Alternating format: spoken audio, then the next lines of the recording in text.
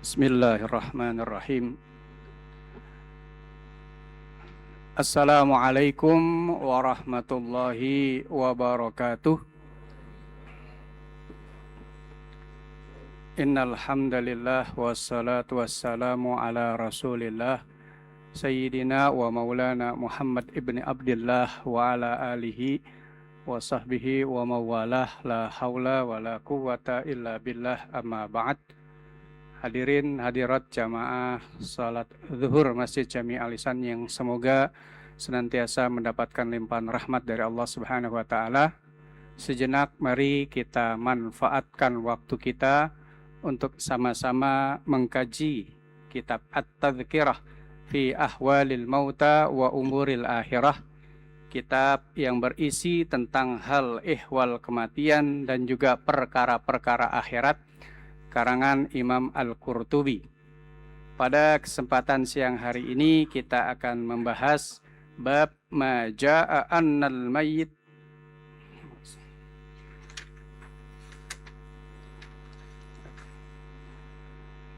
Kita akan membahas mata tangqati'u ma'rifatul abdi minan nas wa fit taubati wa bayaniha wa fit taibi man huwa.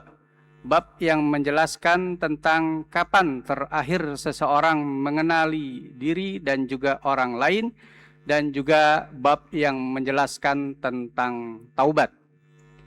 Suatu ketika Rasulullah Shallallahu Alaihi Wasallam ditanya oleh sahabatnya Abu Musa Al-Asy'ari. Pertanyaannya adalah, mata tangqati'u ma'rifatal abdi minan nas? Wahai Rasul, kapan seseorang terakhir mengenali orang lain saat akan meninggal dunia? Kemudian jawab Rasul, idza ayana, yakni ketika sudah sakaratul maut. Itulah saat terakhir seseorang mengenali orang lain. Karena apa? Karena pada saat itu diperlihatkan oleh Allah kepada orang tersebut malaikat pencabut nyawa, dan juga diperlihatkan oleh Allah masa depan orang tersebut, apakah mendapatkan rahmat atau sebaliknya mendapatkan azab. Itulah saat terakhir taubat diterima oleh Allah Subhanahu wa ta'ala. Rasul pun bersabda, innallaha yakbalu taubatal abdi ma lam yughargir. Sesungguhnya Allah menerima taubat seseorang selagi nyawanya belum lewat dari tenggorokan. Itu adalah batas terakhir Allah membuka pintu taubatnya kepada seorang hamba. Karena itu jamaah sekalian, hendaklah kita taubat, jangan menunggu dulu sakaratul maut kita, karena kita nggak tahu pada saat itu apakah kita masih diberi kesempatan untuk bisa taubat kepada Allah Subhanahu wa ta'ala. Allah berfirman dalam surat An-Nisa ayat 17, "Tsumma yatubuna min qarib." Kemudian hendaklah kalian taubat dalam waktu dekat. Min qarib oleh Ibnu Abbas dan Imam As-Suddi diartikan qablal marad wal maut, yakni sebelum sakit dan sebelum mati. Itulah taubat yang ideal yang bisa kita lakukan, yakni pada saat segar bugar dan pada saat sehat. Jangan nunggu ketika kita sudah sakit parah baru kita taubat. Walaupun itu tidak mengapa, tapi idealnya taubat yang kita lakukan adalah saat kita masih sehat. Jamaah sekalian, adapun hukum daripada taubat adalah fardu bagi kita orang-orang beriman.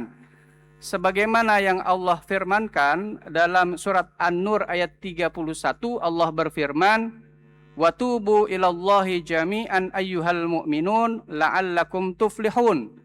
Wa tubu, bertaubatlah kalian semua kepada Allah, wahai orang-orang yang beriman, agar kalian mendapat termasuk orang yang beruntung. Wa tubu, kalimat ini adalah kalimat amr, kalimat perintah. Artinya adalah kewajiban bagi kita untuk taubat kepada Allah. Terlebih Rasul menjelaskan, kullu bani Adam khatta'un wa khairul khatta'ina at-tawwabun. bahwa setiap manusia berpotensi untuk berbuat dosa dan sebaik-baik orang yang berbuat dosa adalah segera taubat kepada Allah Subhanahu wa taala. Adapun taubat itu sendiri ada 4 syaratnya. Yang pertama adalah an-nadmu bil qalbi, menyesal di dalam hati.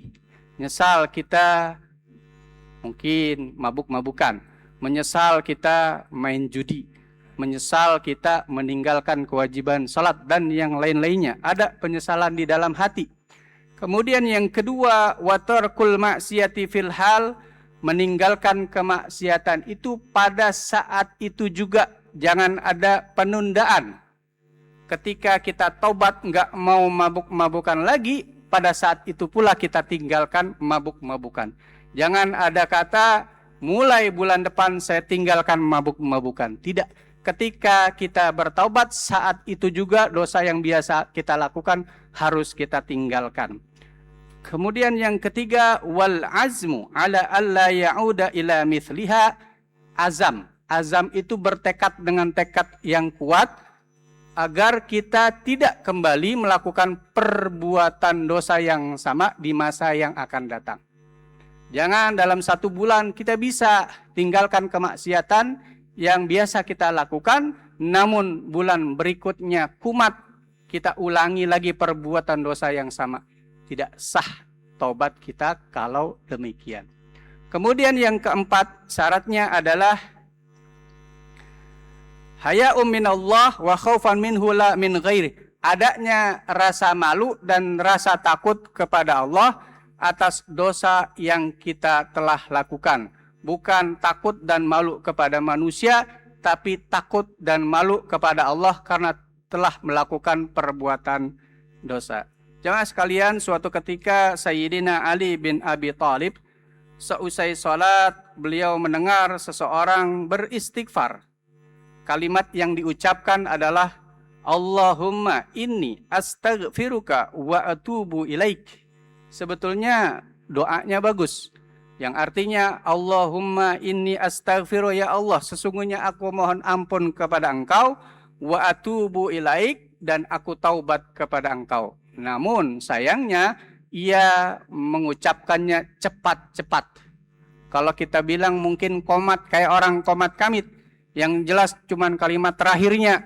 Banyak kan yang kayak gitu, ketika berdoa atau baca Quran yang jelas kalimat terakhirnya, nggak jelas intonasinya. Maka Sayyidina Ali pun menegur orang tersebut, ya hadza inna sur'atal lisani bil istighfari taubatal kadzibin. Wahai saudaraku, bahwa cepatnya lisan mengucapkan istighfar adalah taubatnya para pendusta. Taubatuka tahtaju ila taubatin, taubatmu membutuhkan taubat. Artinya caranya salah. Ya, cara yang dia lakukan salah. Perlu dikoreksi. Karena apa? Tidak ada penghayatan dan lain sebagainya. Kemudian orang yang ditegur itu pun bertanya kepada Sayyidina Ali, ya Amiral Mukminin, wa mat taubah? Kalau begitu, taubat itu kayak bagaimana wahai Amirul Mukminin Sayyidina Ali?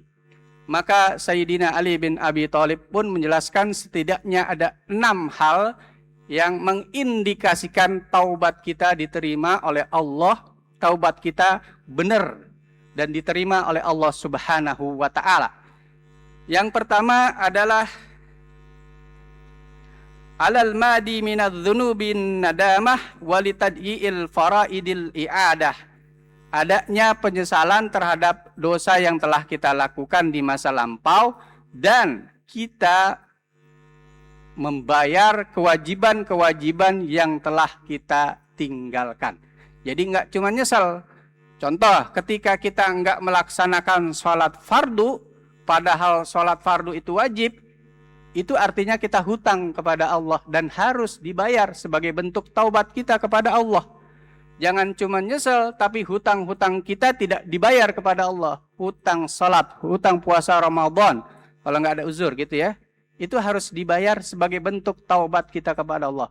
Hutang kepada manusia saja kalau kita nggak bayar bisa berabe urusannya, apalagi ini hutang kepada Allah. Sebagai bentuk taubat adalah kita membayar hutang-hutang kewajiban kita kepada Allah. Kemudian yang kedua, kata Sayyidina Ali, waraddul madzalim, sebagai bentuk taubat adalah mengembalikan kezaliman kita kepada orang lain. Katakanlah kita mengambil harta orang lain, maka sebagai bentuk taubatnya kita harus balikin, ya. Atau ketika kita mencaci maki orang lain, memukul orang lain, memfitnah orang lain, maka kita harus minta ridho kepada orang yang kita zolimi. Nah, kalau enggak, belum diterima taubat kita oleh Allah Subhanahu wa Ta'ala. Kemudian yang selanjutnya, kata Sayyidina Ali, yakni sebagai bentuk daripada taubat adalah membiasakan diri dalam ketaatan sebagaimana sebelumnya, sebelum taubat kita membiasakan diri dalam kemaksiatan. Ganti kebiasaan sebagai bentuk taubat kita kepada Allah. Kemudian yang selanjutnya, wa idhaqatun nafsi mararatat ta'ah kama adzaqtaha halawatal ma'siyah. Mencelupkan diri kita dalam pahitnya ketaatan. Taat itu kan pahit ya, bapak-bapak, ibu-ibu sekalian. Bangun subuh-subuh pahit, berat, ya. Nahan lapar haus, puasa Ramadan pahit. Tapi kita ganti itu, kita nikmati itu pahitnya ketaatan sebagaimana dulu sebelum kita taubat kita mereguk manisnya maksiat. Kemudian yang selanjutnya kata Sayyidina Ali, wa antuzayyin nafsaka fi ta'atillah kama zayyantaha fi maksiatillah. Sebagai bentuk tobat kita hiasi diri kita dengan ketaatan. Yang wajib kita kerjakan, yang sunnah kita kerjakan, banyak-banyakin ketaatan, ya. Sebagaimana dulu, ya, kita waktu sebelum taubat menghiasi diri kita dengan berbagai macam kemaksiatan. Dan yang terakhir kata Ali, bentuk taubat yang benar adalah menangis sebagai ganti tertawanya kita ketika dulu melakukan kemaksiatan. Menangis karena menyesali perbuatan dosa kita di masa lampau. Jemaah sekalian, dosa atau bertaubat kepada Allah ada kalanya berkaitan dengan hak Allah, ada juga kaitannya dengan hak adami, hak sesama manusia. Ketika dosa kita berkaitan dengan Allah, maka taubatnya adalah kita mohon ampun kepada Allah, kita tinggalkan maksiat yang sebelumnya kita lakukan, kita bayar utang-utang kita yang kita tinggalkan berupa kewajiban-kewajiban, itu udah beres. Namun ketika dosa kita berkaitan dengan hak Adam, hak sesama manusia, taubatnya yang berat. Kenapa? Selain kita harus minta ampun kepada Allah, maka kita harus mengembalikan kezaliman kita kepada orang yang kita zalimi. Ketika itu berbentuk harta, maka kalau mau taubat kita diterima, maka harta yang kita ambil dari orang lain harus kita kembalikan. Baru beres tuh taubatnya. Ya. Bagaimana kalau kita udah niat mau membersihkan, mau taubat, hak-hak orang lain kita mau balikin berupa harta, namun ternyata orangnya udah meninggal dunia. Bagaimana caranya? Caranya adalah kita berikan kepada ahli warisnya. Ini pernah terjadi kepada Ali. Suatu ketika ia didatangi oleh seseorang mau bayar utang. Ternyata dia dulu utangnya sama Abu Thalib, bapaknya Ali. Karena Abu Thalib udah meninggal, maka ia pun menyaur utangnya, membayar hutangnya kepada Ali sang anak. Kemudian masalah selanjutnya, bagaimana kita udah bertekad untuk taubat mengembalikan harta orang lain yang kita ambil, namun orang tersebut sudah tidak terlacak lagi. Ahli warisnya juga kita udah nggak tahu di mana juntrungannya.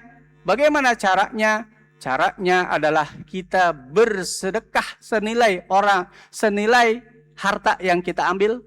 Katakanlah contoh 1 juta kita pernah mengambil hak orang lain, maka sebagai taubatnya adalah kita sedekahkan 1 juta itu, entah itu ke masjid atau mustahik yang lainnya perorangan. Namun atas namanya adalah atas nama orang yang pernah kita ambil uangnya. Jadi bukan atas nama kita. Itu bentuk taubatnya. Kemudian selanjutnya bagaimana kita benar-benar ingin membersihkan diri kita karena dulu pernah mengambil hak orang lain. Tapi saat ini kita miskin, nggak punya harta. Bagaimana kita ngapus, kita taubat atas dosa kita itu? Maka caranya adalah dengan memperbanyak amal soleh, ya, dengan harapan amal-amal soleh kita itu bisa menutup kesalahan kezaliman kita di masa lampau, plus kita senantiasa mendoakan orang yang dulu kita zolimi. Ya, makanya ini berat ya jamaah sekalian.